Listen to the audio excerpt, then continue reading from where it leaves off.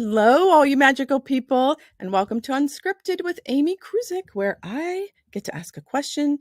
Today it's going to be a little different. Um, but, anyways, we're just going to chat about it, and that's it. So, welcome my guest, David Ellis. Yay!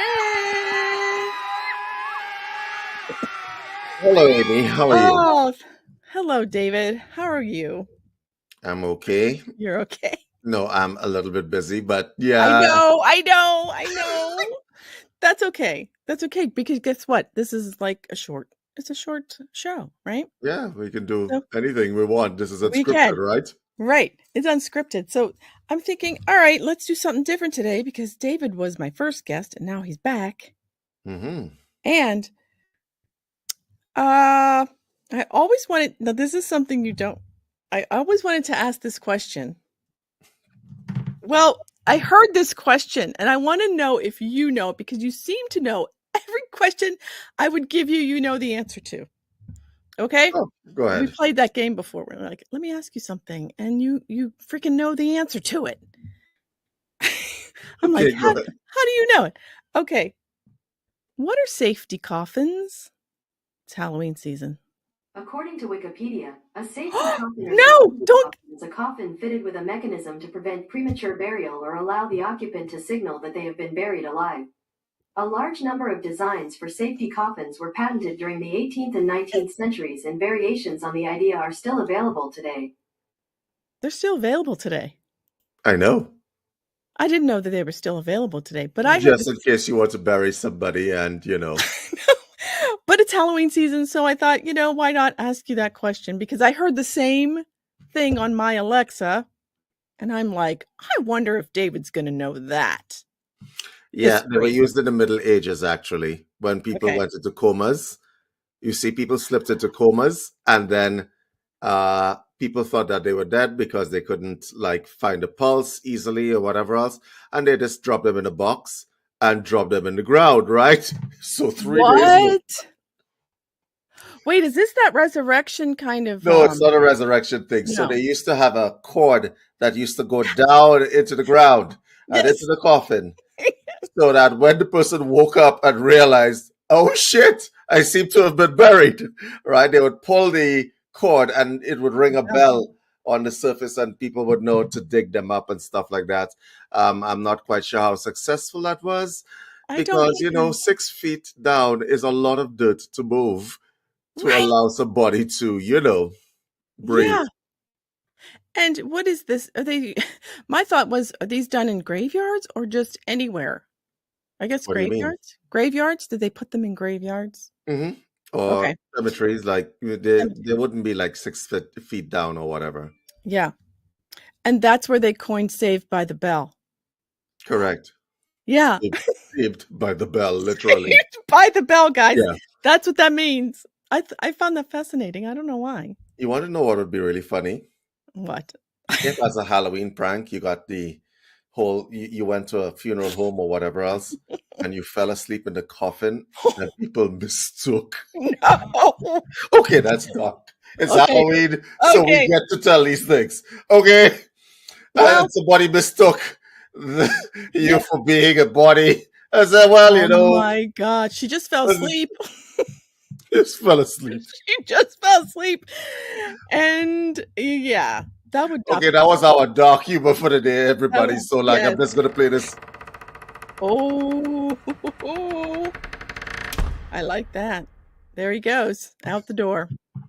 Yeah. Honestly, that's very dark humor, but these things actually have happened. Mhm. So there are certain rituals in, how should I put it, in Earth religions, Mhm. which do burial and rebirthing, the Mhm. resurrection. Yeah. So you Mhm. get buried or you get locked into your head for a period of time for you to be rebirthed into a life that is magical. Let's put it that way. So, Yeah. in order for you to get into the new life, you have to die into your old life. So, what that would look like is, let's say I was initiating you, Mhm. Okay. I would put you in a stone sarcophagus or bury you Huh? literally in the dirt. It is the Christians have the same thing. They just do it in water, right? Yeah. Okay, and you call it baptized into the new life. Yeah. They would either bury you in dirt, they would encase you in beeswax and gauze and hang you from a ceiling, or they would put you in a stone sarcophagus and literally bury you in a coffin for about 3 hours. Okay? Okay, they had no bell then, did they? No, there is no bell attached to that. There was no bell. You got to be alone with yourself in the womb feeling for a little Right. bit I to think I'd come be out. ringing it. I'd be ringing it a lot. You don't get to ring Like, it. get me out of here. You wouldn't survive an initiation, would you? You really wouldn't, would you? Oh I my don't know God. if I would. I'm sure I've done them before, but I don't remember. Thank goodness. So so that's the resurrection into the new life. I do know people who have freaked out, but you Yeah. only freak out in the first 15 minutes and then you accept. Yeah. That's so true. That's so true. And then you accept. So that's the resurrection rituals that a lot of people practice. Some of them are intent on locking you within yourself. So beeswax or other kinds of wax is put on the body and you're wrapped in gauze. And it locks you within yourself. I like the beeswax and gauze part. But how can people do this today without doing that whole ritual thing? How can people accept? So you want resurrection ritual light? Resurrection ritual light would be baptism. You just go in the water.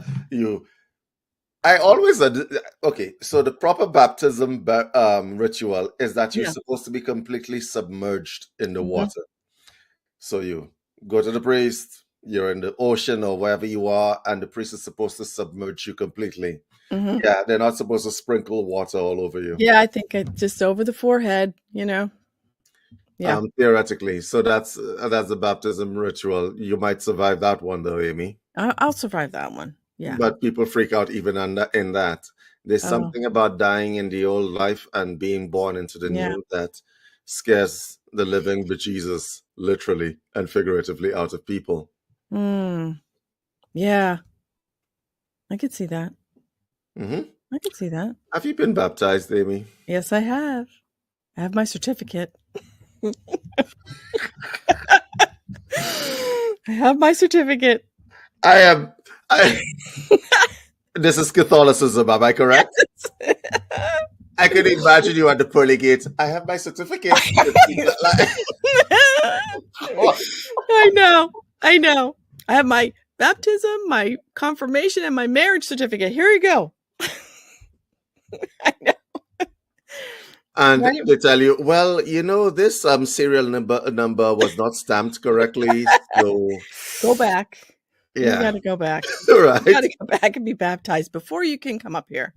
The bureaucracy of being saved, right? Right. You got this certificate, you got your confirmation certificate, your christening certificate, marriage certificate. You got your death certificate, all your the baptismal sacraments certificate, and you're showing all the paperwork when you get into heaven. Whose idea was this? Oh, Whose idea? The Romans.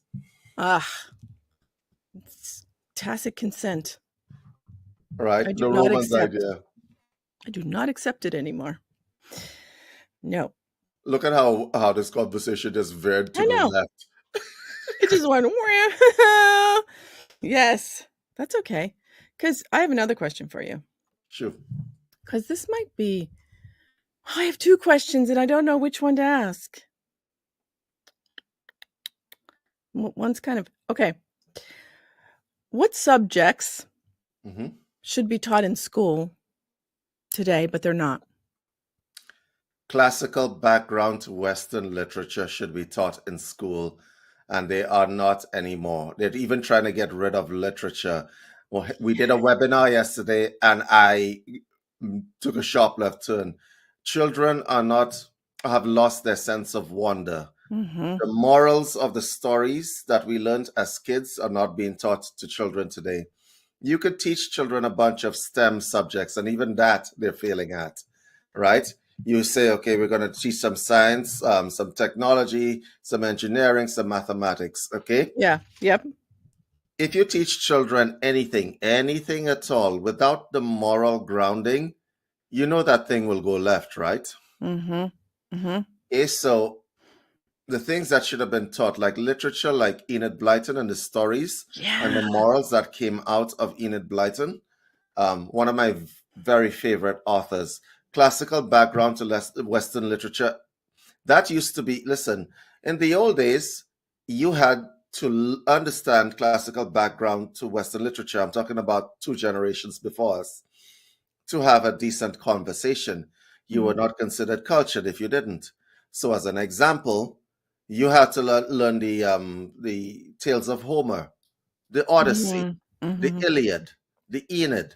You had to understand the principles of this because these form the bedrock and the foundation of Western civilization. Your Mm. language is enmeshed in that. Okay? The language that you use on a daily basis comes out of those stories.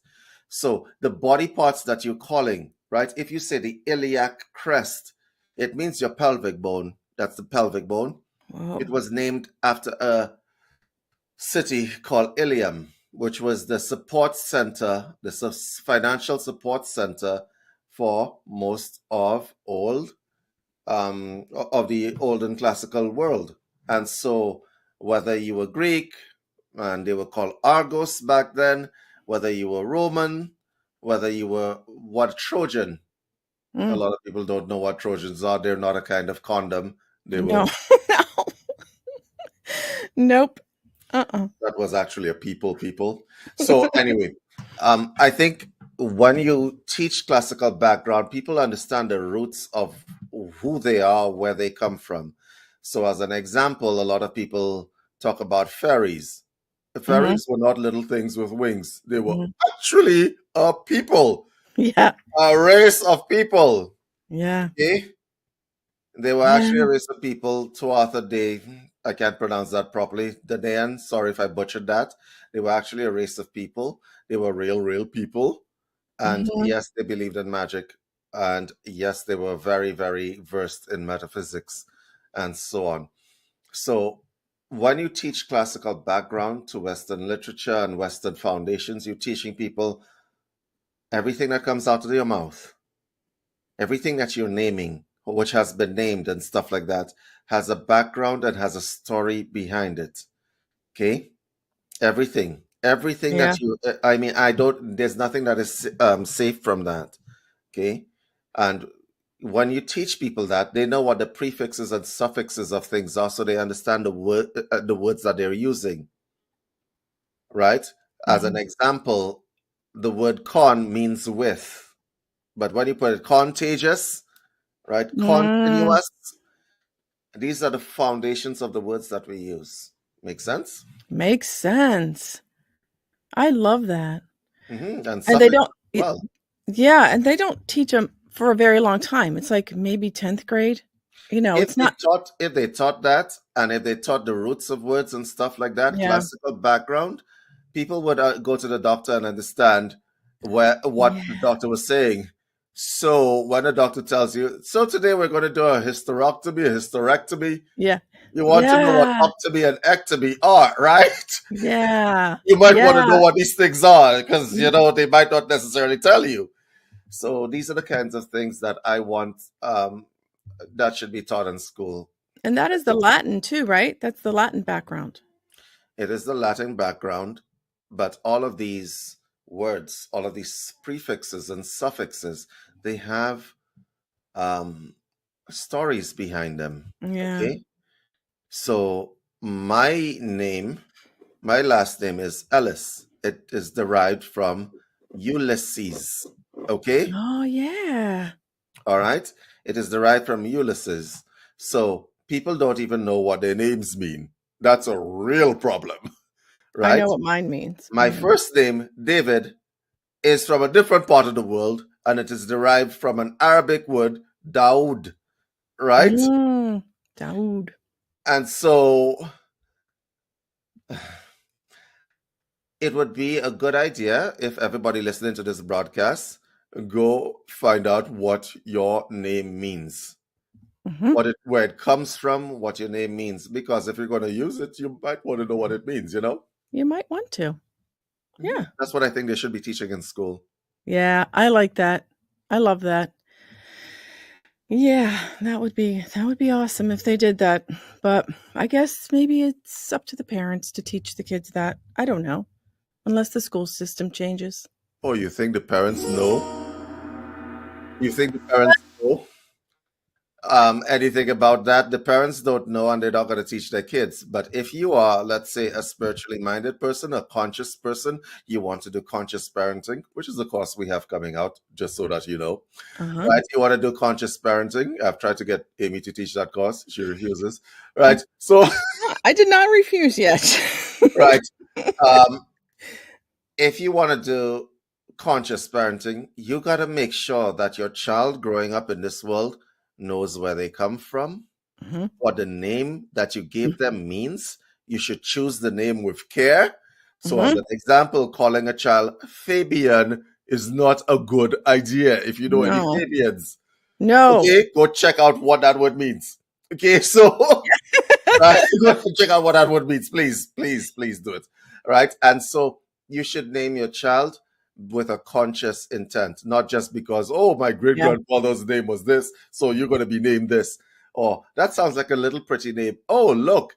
And the worst thing that's ever been created. Oh, I'm just going to name my child Brad after Brad Pitt because I saw his movies. Oh my God. Oh, Yes. oh, That you save oh. that for your animals, right? Save that one for your animals. I wouldn't even name it. Leave that alone. Right? You have to figure out what the names that you Yeah. give your children are because there is an egregore that exists out of time and space. What an egregore is it's a body of knowledge that has power Mhm. over you. Words have power. Words have Mhm. power. They Yeah. sure do. They sure do. And a lot of people don't do that. So it's like haphazardly just go through life. Noonie, noonie, noonie. I'm just going to name my child after Brad Pitt. Or what's the family of dysfunctionals that the family or on TV? They have a TV show. I don't know. They have plastic surgery and the woman put stuff in a butt and what's the name? Kim, don't name your daughter Kim. Oh God, it Kim. hurts so bad. Yeah. It hurts so bad. What I No. like, wow. Right? I So, know. like people name their children after that energy that they see on television and the intent that they bring to their children when they name their children that way affects that kid. I'm sure of it. Oh, it sure does. Yeah. Right? So your child, I don't know. I don't know what to say. I'm But just thinking that's what people do, man. that's what people do, and that's okay, if that's what they want to do, right? I don't know. Right. And Can I ask you one quick one? This will sure, you can ask me. be quick because I was between two questions and I didn't know which one to ask. But It's unscripted. Anything can happen, Amy. yeah, what job would you absolutely be horrible at? Customer service. No, you would not be. I would be horrible at customer service, okay? I would totally listen. No, you wouldn't. I don't agree with that. Pick another one. Yeah, okay. To be good at customer service, you have to have, obviously, I can be cordial, I Yeah. can be nice. But can you imagine working in a retail store where everybody has a bad day?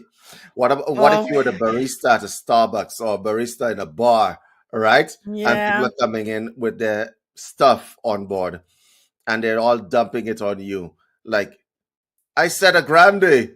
Don't let me have to drag you over this counter. Like, Oh, you would just throw in the towel and take your apron off and go, right? but No.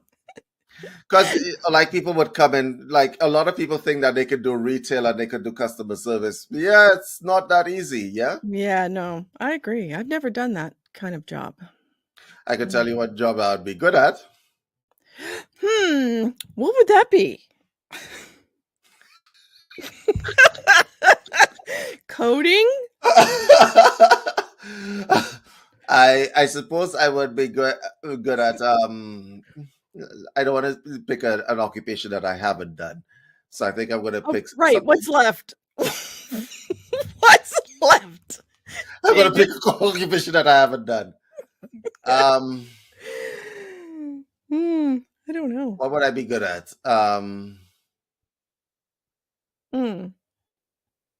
haven't done. I always wondered what does those people in the that do laser tech. I've done part of that. The people who remove hair with the lasers. Yeah, laser hair removal. Remove hair with the lasers and do all those beauty things. Yes. The medical estheticians. I always wondered what they're going through, because I'm like, you could just simply tell these people you're good enough as you are. But then that would totally tank your profits, right? No, that would totally be right. That would totally mess up your whole business, right? That would mess it up. When people come in the door, he says, "Hello, you look fine as you are. Yeah, you're good enough." And then you find yourself broke on the street because you did some empowering counseling with these people. Yeah, you would not be getting repeat customers, that's for sure. Right? Yeah, so I'd probably suck at that as well. Yeah. I think I would suck at being a hairdresser, cutting hair.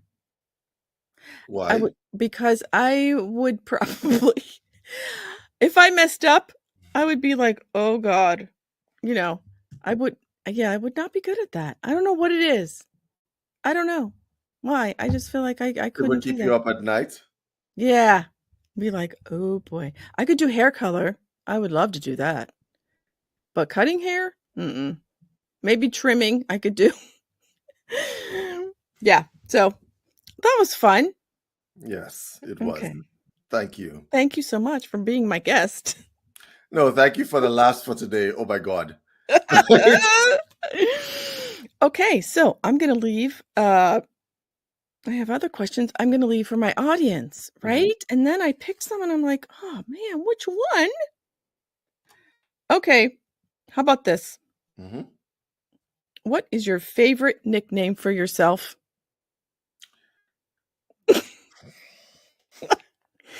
I am so not going there. Okay, guys, I know. Tell us what your favorite nickname for yourselves are. Yes, tell us what your favorite nickname for yourself is. Okay. Well, thank you, everybody, and we will see you later. Bye, guys. Bye.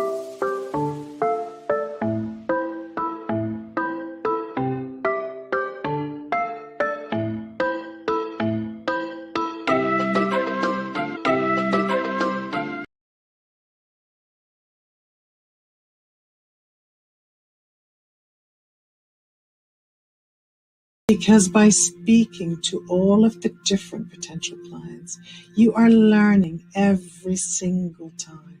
Through every text, through every communication, through every call, you're learning a phenomenal amount. You learn who is. And as you do so, just get snapshots of your life like that. Relaxed previews from the future. What you can do. Tell me your greatest ambition you have for your life.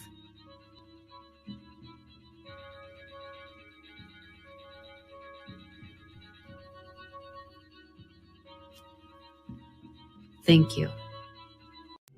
We're going to work on attracting while maintaining wealth so familiar that it just feels like it's always been there.